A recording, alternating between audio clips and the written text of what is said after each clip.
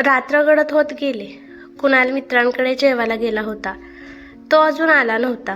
स्वयंपाकघरातील कामं भराभरा हातावेगळी करून चंदना तिच्या बेडरूमच्या प्रशस्त खिडकीजवळ येऊन उभी राहिली. बेडरूममध्ये लाईट न लावताच ती अशी बराच वेळ तिथे उभी होती. ही तिची आवडती जागा. या खिडकीच्या चौकरातून रात्रीच्या शांत समयी आकाशाचा दिसणारा चतकोर खूप आवडायचा तिला. नभातल्या चांदण्या मंद प्रकाश सांडत होत्या. खिडकीच्या गच्चीतला वेल जाईच्या टोपर काळ्यातून गंध फेकत होता. वेलीवरच्या दव भारल्या पाण्याने निळाई पांघरली होती. जाईच्या गंधाने तिचं चित्त थोडं प्रसन्न झालं. वातावरणातला उन्मादही कारण होताच. तेवढ्यात अंधारातून आत शिरलेल्या कुणालने तिनं मागून घट्ट मिठी मारली. ही त्याची नेहमीची सवय. तिचे केस मागे सारून त्याने तिच्या मानेवर ओठ टेकवले. त्याचे उष्ण होत जाणारे श्वास तिला जाणवले, पण तिने आज मात्र त्याला प्रतिसाद दिला नाही. बस कर कुणाल, अगोदरच किती वेळाने येता आहात. मला शांतता हवे. व्हा बाजूला, म्हणत तिने अक्षरशः कुणालला बाजूला केले. अच्छा, म्हणजे आजही आईने गोंधळ घातला बहुतेक. अलीकडे या सात सुनात धुसफूस असते हे चंदनाच्या वागण्यावरून लक्षात येत होतं. आई आणि चंदना दोघी तशा समंजस, एकमेकीला धरून राहणाऱ्या. सुरुवातीला सगळं ठीक होतं, पण मध्येच असे अचानक प्रसंग येत की आई आक्रस्थळेपणा करी, चंदनाला टाकून बोले, चंदना दुर्लक्ष करी. पण आज मात्र कहर झाला. चंदना आणि कुणालला आज सुट्टी होती. दोघांचं लग्न अजूनही नवच होतं. फक्त वर्ष तर झालं होतं. अजून नवलाईचे दिवस संपले नव्हते त्यांचे. दोघे बेडरूममध्ये झोपली होती. कुणाल 4ला मित्राकडे गेला आणि चंदना फ्रेश होऊन चहा घेत होती. तितक्यात शेजारी राहणाऱ्या रमाबाई घरी आल्या आणि चंदनाला म्हणाल्या, चंदना 7 वाजता घरी ये ग, आज हळदी कुंकू आहे आमच्याकडे. हो येईन की, बसा ना, चहा तर घ्या थोडा, असं म्हणत चंदना उठले. तेवढ्यात रमाबाई म्हणाल्या, नको ग, पुन्हा केव्हा तरी येईल, असं म्हणून त्या निघून गेल्या. चंदनाने कुकरला भात डाळ लावली आणि तिने हळदी कुंकूला जायची तयारी केली. तिला असले कार्यक्रम खूप आवडायचे. तेवढेच हौसमौज करता येते, 4 चौघीत मिसळता येते. हास्य विनोद गप्पा यांनी भरलेलं ते वातावरण तिला खूप आवडायचं. तिच्या माहेरच्या वाड्यात तर हे हळदी कुंकू म्हणजे एक मोठा उत्साही समारंभ असायचा. आनंदाची पर्वणी नुसती धम्माल. झाडून तिच्या गावातल्या सवाशिनी बायका वाड्यात जमा होत. रंगबेरंगी झुळझुळीत रेशमी नऊवारी लुगडी नेसून, ठेवणीतले दागिने घालून, केसात सुरंगी जाईजुई मोगरीचे गजरे माळून, नाकातली नथ सावरत ठुमकत चालणाऱ्या बायका तिला वेड करायच्या. त्यांचं वाडाभर हिंकळणारं हसू तिला साठवून ठेवावं वाटे. पुरुषांना या समारंभात प्रवेश नसल्याने सगळे अगदी पाखरासारखे भिरभिरत असायच्या. त्यांच्या अंगावर शिंपडलं जाणारं गुलाब पाणी, हळवारपणे मनगटावर लावलेले घमघमीत अत्तर, आदर व भक्तीने भरलेली भरगच्च ओटी आणि फार महागडी नसलेली पण गृहिणीला उपयोगी अशी वाण म्हणून दिलेली वस्तू. नव्या नव्हाळीच्या सवाष्णी तर लाजेच्या पडद्या आडून माफक हसत बावरत सावरत सगळं शिकून घ्यायच्या. थोडी खट्याळ गोडाबीनं भरलेली माफक थट्टाही चालायची. सगळा वाडा चैतन्याने नुसता रसरसून जायचा अगदी. पण बाबांना हे स्थळ पसंत पडले. देशमुख घराणं, उत्तम नोकरीला मुलगा कोण सोडेल. कुणालबरोबर लग्न होऊन ती मुंबईसारख्या अलिशान गर्दीने चिंबून कोंडलेल्या शहरातल्या 35व्या मजल्यावरच्या 3 BHK फ्लॅटमध्ये आली. वाडा अंगण मागेच राहिले, पण शेजार चांगला होता. सगळी मराठी हिंदी कुटुंबे पण मिळून मिसळून होती. दारबंद, माणुसकी बंद हे वारं अजून पोहोचलं नव्हतं. बऱ्याच जणी छोट्या मोठ्या जॉबवर, त्यामुळे जमेल तसे सणवार करायच्या, आनंद शोधून वाटायच्या. म्हणून तर चंदना आज खुश होती. छान तयार होऊन ती सासूबाईंना जाऊन येते म्हणून सांगायला गेल्याने घडलं भलतंच. फिसकणं अंगावर येतं सासूबाई ओरडल्या, बाजूला हो. दिवसभर नवऱ्याशी लाडीगोडी करून निघाली पारुशी हळदी कुंकवाला. अगं अंघोळ तरी करायचीस, काहीही रीत भात सवळं ओवळं नाही तुला. निघाली व्रताला बाट लावायला. असलं काही घडेल याची कल्पनाही नसलेली चंदना एकदम बावरली. सासूबाईंना खरंमध्ये सुनावं असं क्षणभर तिला वाटलं, पण नंतर तिला स्वतःची इतकी लाज वाटली की ती धावत बेडरूममध्ये शिरली आणि मनसोक्तपणे रडून घेतलं. कुणाल आईला खूप जपायचा. केवळ त्याच्यावरच्या प्रेमापोटी ती आजवर शांत राहिली होती. पण कुणीही कार्यक्रमाला बोलवलं की सासूबाई असंच काहीतरी घाणेरडं बोलून विरजण घालतात हे तिच्याही लक्षात आलं होतं आणि हा सगळा राग आता कुणालवर निघाला होता. कुणालने रूममधली लाईट लावली आणि तो हतबुद्धच झाला. बेडवर साडी, दागिने, गजरा अस्तव्यस्त पडला होता. चंदनानं धाडकन बेडशीट झाडला आणि तो पसारा तसाच टाकून ती रजाई तोंडावर ओढून चक्क पाठ फिरवून झोपली. आता पाणी डोक्यावरून गेले हे कुणाल समजून चुकला. त्यानं हलके चंदनाला स्वतःकडे ओढला आणि अपराभूत झाल्यासारखा तो बोलला, चंदना, आईच्या वतीनं मी तुझी माफी मागतो, पण प्लीज अशी नको ग तोडून टाकू, प्लीज. तशी त्याच्याकडे वळत ती म्हणाली, तुम्ही नका हो माफी मागू, पण सासूबाईंना का कळत नाही? असा आनंद हिरावून घेऊन काय मिळतं हो त्यांना? मी आतापर्यंत नाही बोलले, पण खरंच मला नाही सहन होते. असं म्हणत चंदनाने सगळा प्रसंग कुणालला सांगितला. हे बऱ्याचदा झाले हेही सांगितलं. चंदनाच्या कपाळावर हात फिरवत कुणाल म्हणाला, मलाही आश्चर्य वाटतं हे ऐकून, कारण आई अशी कधीच नव्हती. आई म्हणजे गरीब गाय आहे ग, अगदी. तुला सांगतोच मी माझ्या आईची कथा. असं म्हणून तो बोलू लागला, माझी आई गंगा. पण गंगाचा जन्म श्रीमंताच्या नव्हे तर गरिबाच्या घरी झाला. सोबत 6 भावंड. आणि ही देवाने पैसा नाही पण सौंदर्याने मरमर राबायची संपत्ती सडळ हत्या दिली. अशातच वयाच्या 12व्या वर्षी घरंदाज श्रीमंत दादासाहेबांचं स्थळ चालून आलं. आईचे बाबा म्हणजे माझे आजोबा नारळ मुलगी देऊन आश्वस्त झाले. खाणारे एक तोंड कमी झालं. वर 5,000 बिदागी मिळाली म्हणून त्या बापाला तरी दोष कसा द्यावा? गरिबी लाचार बनवते शेवटी आणि लेक थोरा घरची सून म्हणून मिरवेल. उपाशी तर मरणार नाही ही भाबडी आशा होतीच की एका गरीब बापाच्या मनात. आईपेक्षा वयाने दुप्पट, आडदाण आणि घाबरटंग्या म्हणून प्रसिद्ध पावलेल्या दादासाहेबांना सगळ्या आंबट सवयी होत्या. गोतावळ्यात पंचक्रोशीत कुणीही आपली लेक द्यायला तयार झाले नाहीत, पण आईच्या नशिबात हे सगळं आलं. आई वाड्यात नवी नवरी म्हणून आली, पण ना कुणाला कौतुक ना प्रेम. एक नवी हर कामी मोलकरीण मिळाली होती. त्यांना दादासाहेबांच्या वाड्यातही भला मोठा हळदी कुंकवाचा कार्यक्रम व्हायचा. आईची सासू, 4-5 जावात, नणंद म्हणजे माझी आजी, काक्या, आत्या सगळ्या सुंदर साड्या दागिन्याने मोडून मिरवायच्या. आईच्या अंगावर मात्र साधं सुती लुगडं, गळ्यात 4 काळ्या मण्याचं मंगळसूत्र आणि सर्वांना काय हवं नको ते पाहत स्वयंपाकघरात राबणं होतं. 1 वर्ष आईने माझ्या मोठ्या काकूकडून तिचं जुनं लुगडं मागितलं. खूप उपकार केल्यासारखं काकीने ते दिलं. हळदी कुंकवा दिवशी आई ते लुगडं नेसली. तिनं छानसा गजरा केसात माळला. मुळीचं सुंदर असलेली आई आणखीनच सुंदर दिसायला लागली आणि वादळ आलं. कार्यक्रमात एक जण आजीला म्हणाली, बाकी काही म्हणावं पण तुमच्या लेकाची बायको मात्र सगळ्या सुनांपेक्षा उजवी आहे बरं. माझी आजी विषाचा कडू घोट गिळत कसनुशी हसली. त्याच रात्री माझ्या बापाकडे कागाळी गेली. एखाद्या गुराला मारावं तसं माझ्या बापानं आईला मारलं. तिच्या सौंदर्याचा फायदा घ्यायला मात्र तो विसरला नाही. यानंतर आईनं पुन्हा कधीच इतरांसमोर साधं फुलंही हातात घेतलं नाही. यातच माझा जन्म झाला, पण आईचा हाल कुत्रं खायनं झालं. कारण इस्टेटीत वाटेकरी वाढला होता. आईला उपाशी ठेवणं, मारणं, घालून पाडून बोलणं सुरूच होतं. वाया केलेल्या पोरासाठी विकत घेतलेली एक स्त्री आता जड झाली होती. पण आई चिवटपणे जगत राहिली. घराच्या भिंतीत हुंदके दाबत राहिली. हे कमी की काय म्हणून दादासाहेब एक दिवस गाडीवरून येताना पडले आणि तिथे संपले.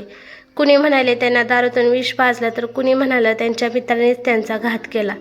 खरं खोटं देव जाणे, पण यामुळे आईचं मात्र जिवंतपणे मरण सुरू झालं. एखाद्या मोलकरणीसारखी आई राबतच होती. शिळं उरलेलं अन्न खात होती. पण म्हणतात ना, सोसणाऱ्याला देव बळ देतो.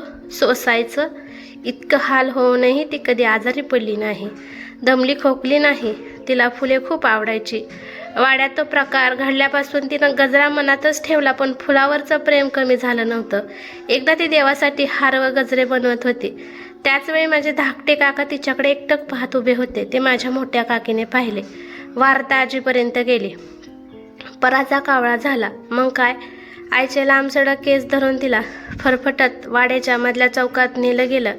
आई रडत होती, भेकत होती, पाया पडत होती. माझी काय चूक झाली विचारत होती. पण आजीने काही न ऐकता आईचे केस आडवे तिडवे कापून विद्रूप केले आणि सगळ्या वाड्याला ऐकू जाईल एवढ्या मोठ्या आवाजात म्हणाले, आजपासून ही अशीच बोडक्या डोक्याने राहीन. हिच्या केसांना तेल पाणी कुणीही द्यायचं नाही. जेवणघराच्या बाहेर आणि मागच्या पडवीशिवाय ही बाहेर पडणार नाही. वाड्यातली हिची जागा मोलकरणी इतकीच आहे, समजलं? आजीचे ते शब्द आईचे काळी चिरत होते. आई म्हणजे जिवंत प्रेत होतं फक्त. माझ्या आजीने मलाही तिच्यापासून तोडण्याचा प्रयत्न केला. आजोबा आणि काकाही आजीला सामील होते. पण आई आणि मी यामधला प्रेमाचा वात्सल्याचा चिवट धागा कुणाला तोडता आला नाही. माझी एक छोटी आत्या आहे, तिला मात्र हे आवडत नव्हतं. पण तू परक्याचं धन आहे, 4 दिवस माहेर पण भोग, घरच्या भानगडीत लक्ष नको घालू आणि आता माहेर तुटेल अशी धमकी दिली. पण मला मात्र तिने आईचे सगळे भोग सांगितले आणि म्हणाली, आईचे पांग फेडायचे असतील, तिला या नरकातून बाहेर काढायचं असेल तर शिक, शहाणा हो, आपोआप वाट दिसेल. आणि मी तेच केलं. आईचं दुःख पीत पीत पचवतच मी मोठा झालो. खूप शिकलो, नोकरीला लागलो आणि पहिलं काम हे केलं, आईला वाड्याबाहेर काढलं. या फ्लॅटमध्ये तिला तिच्या मनासारखं गेली 4 वर्ष ती राहते, जगते. आजपर्यंत मी तिला कुणालाच उलटून बोलताना पाहिलं नाही. अगदी फुलपाखरालाही लांबून बघते ती.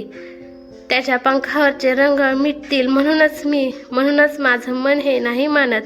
पण तूही खोटं बोलणार नाहीस, हेही खरंच आहे. मी काय करू आता, तूच सांग. मी आईला सोडू शकत नाही आणि तुझ्याशिवाय राहू शकत नाही. चंदना शांतपणे सगळं ऐकत होती.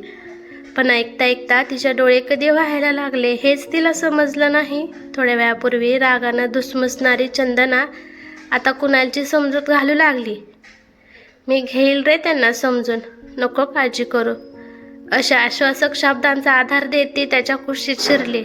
प्रत्येकाला आपली भूक ठरविता आली पाहिजे, कारण भुकेचं क्षेत्रफळ कवेत मावत नाही कधीच. म्हणून जो भुकेला परिमितीत बसतो तो माणूस असतो. हे गणित ज्याला जमत नाही तो जनावर. जनावरांची भूक मोठी झाली की ते अनावर होतं, हे त्रिकालाबाधित सत्य आहे. आणि चंदनाच्या सासूबाईच्या वाटेला जनावरेच फार आली होती. दुसरा दिवस नेहमीसारखाच उगवला. आईचा गावाकडून फोन आला. चंदना पोट भरून आईशी बोलली. बोलता बोलता आईनं वाड्यातल्या हळदी कुंकवाची आठवण केली. शेवटी आई म्हणाली, चंदना, एक गंमत राहिली सांगायची. यावर्षी ना आत्यांनी धमाल केली. त्यांनी आम्हाला मस्त झिम्म्याच्या गीतांवर नाचायला लावल्याने चिंगणाऱ्या प्रत्येकीच्या हातावर तिळगुळाच्या लाडूबरोबर खडीसाखरेचा तुकडा दिला. खूप मज्जा आली ग, तू हवी होतीस. चल ठेवते फोन म्हणत चंदनाने फोन ठेवला. तिला आठवलं, आई आत्या, बाबांची बाल विधवा आत्या, सासरच्यांनी भयान छळली. एकदा तिचे आजोबा तिच्या सासरी गेले होते. भाकरी फुगली नाही म्हणून उलताण्याने आई आत्याला तिचे सासू चटके देताना पाहिलं. आणि बहिणीची ही हालत पाहून आहे तशीच बहिणीला घेऊन आजोबा घरी आले. सुधारके आजोबा पुढे गार्गे मैत्रियाचा आदर्श. घरच्या बायकांनाही परंपरेसोबत शिक्षणाचा वारसा हवा ही अट. तर ही आई आत्या तिचा शब्दप्रमाण, तीही होतीच तशी. घरच्या सुनांना तिचा प्रेम धाक होता. ती नेहमी अलवनात राहायची. पण नवीन सुनांनी तिला बोलतं करत यातून बाहेर काढलं. तिला साधी पण झुळझुळीत पातळ नेसण्यासाठी राजी केलं. तिला वाचायला शिकवलं. तिच्या सुंदर आवाजातील प्रसादिक भजनं ऐकणं ही आनंदाची ठेव पावती असते. ती म्हणायची, बाय गो, बाईनंच बाईला वाट करून दिली पाहिजे. बाई फूल आणि मूल यात गुंतलेली असते. तिचा जीव गुंत म्हणून ती तकते, भोगालाही त्याग मानते. पाहणाऱ्याला वाटतं नेहमी फूल मारणारी बाई नटमोगरी असते. पण खरं सांगू, बाई आहे म्हणून फुलांना शोभा आहे हो. चंदना चमकली.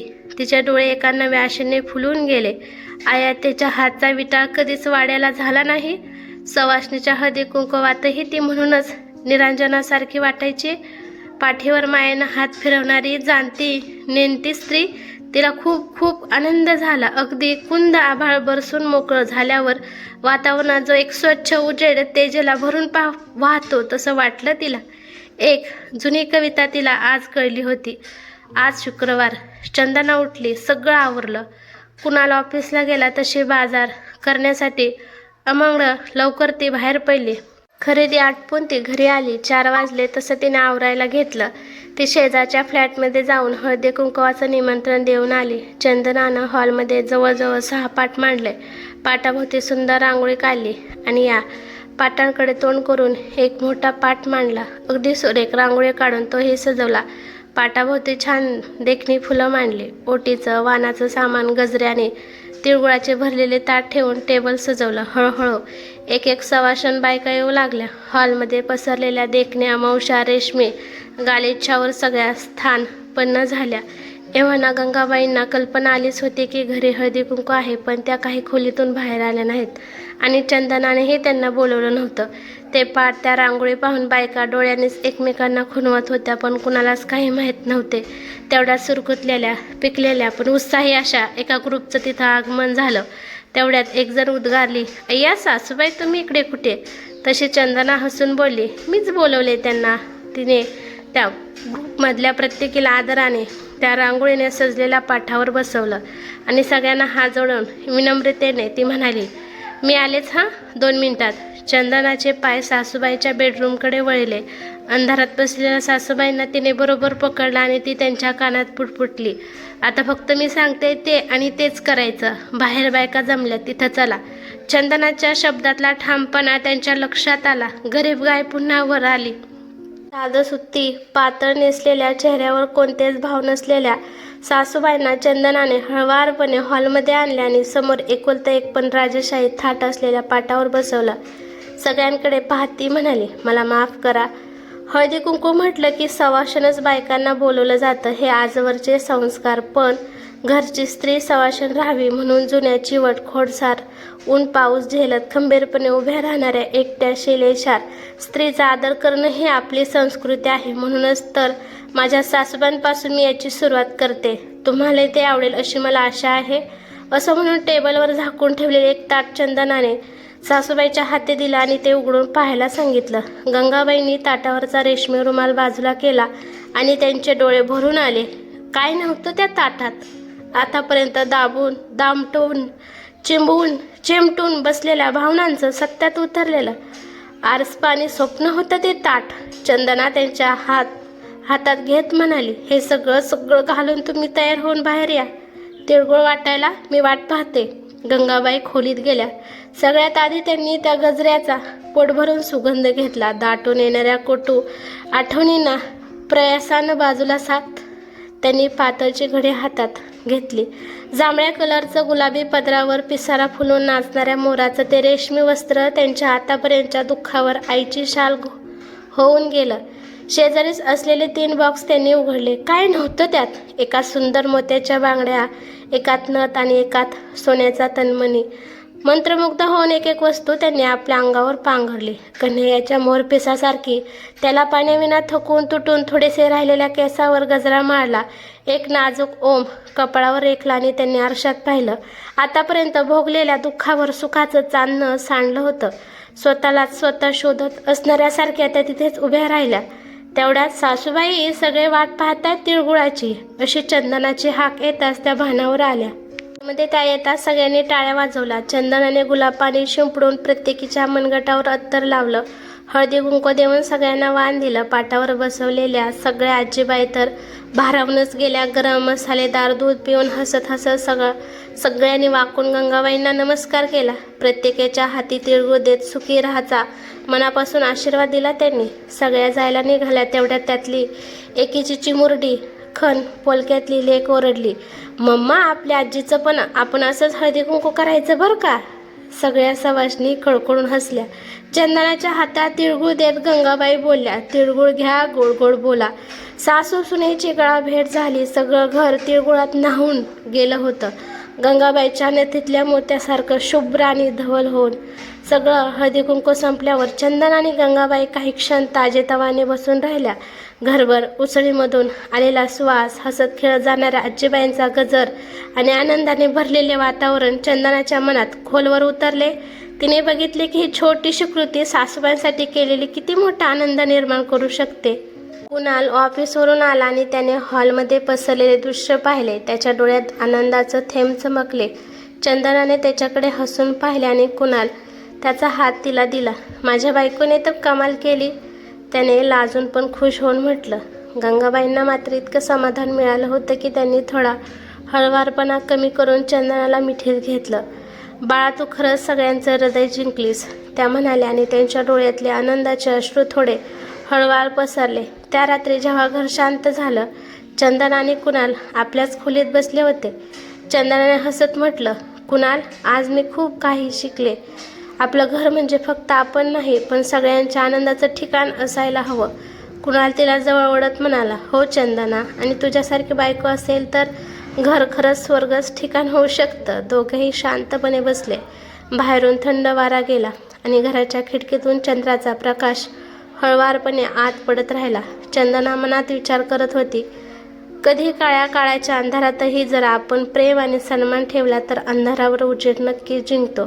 त्या रात्री घरात केवळ प्रेम, शांती आणि आनंदाची अनुभूती पसरली होती आणि चंदना जाणवत होती की तिच्या हाताने केलेली ही छोटीशी कृती केवळ सासूबाईंसाठी नव्हे, पण स्वतःसाठी आणि कुणासाठीही किती मोठा आनंद घेऊन आली. ही कथा कशी वाटली ते मला कमेंट करून नक्की सांगा. कथा आवडली तर लाईक शेअर नक्की करा आणि चॅनलवरती नवीन असाल तर चॅनलला सबस्क्राईब करा. धन्यवाद.